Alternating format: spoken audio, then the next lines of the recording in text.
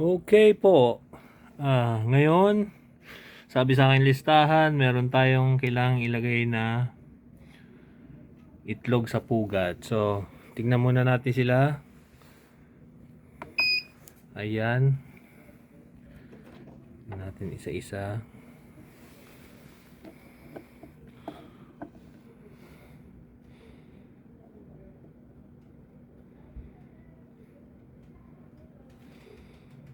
Yun, gumagalaw. Yun, gumagalaw. Ito naman pong isa.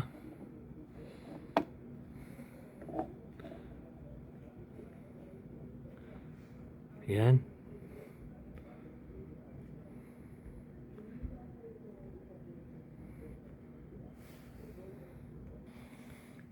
Itong isa po may crack na. Ayan. Ayan. Meron na siyang crack ulit. Number 6. Tignan natin dito.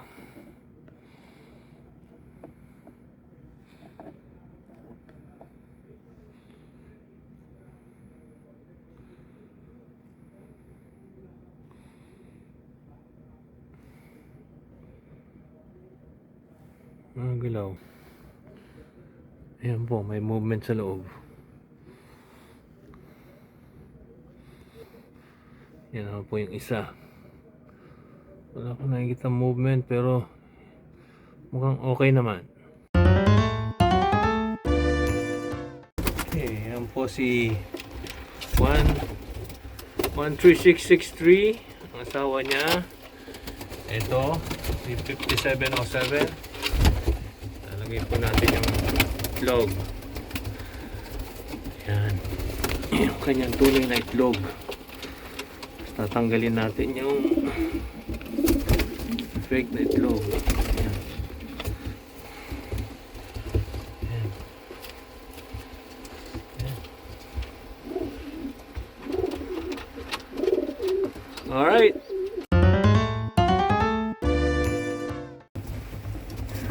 Yan po, update natin sa ating mga inakay.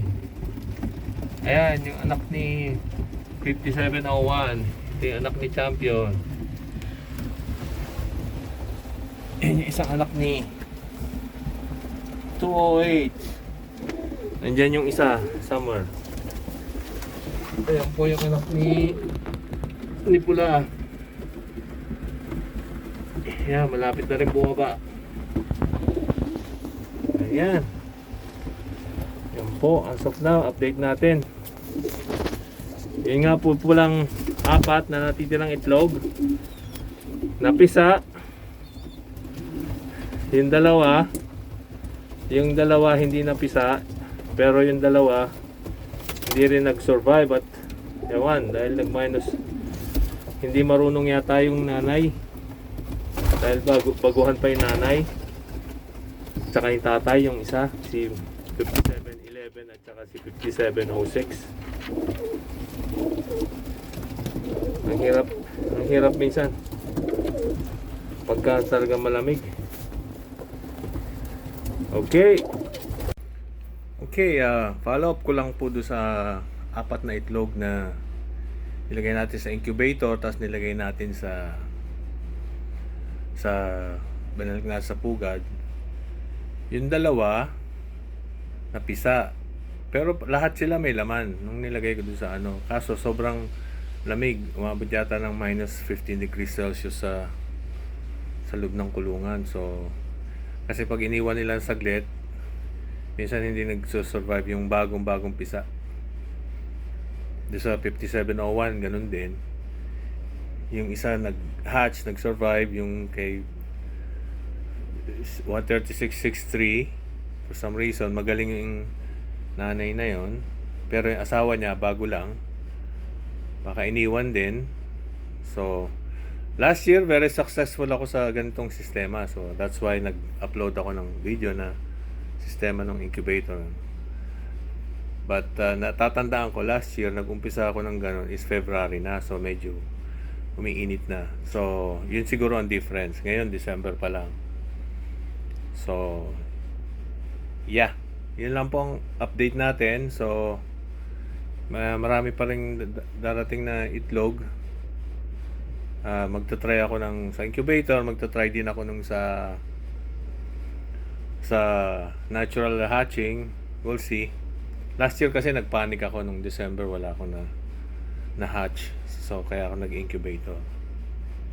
So incubator ko last year, very very successful ako.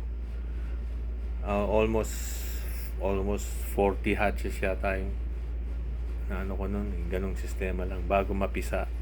Binabalik ko sa pugad. But then again, yung weather siguro made a lot of difference. So, yeah, yun lang po ang update natin. Thank you.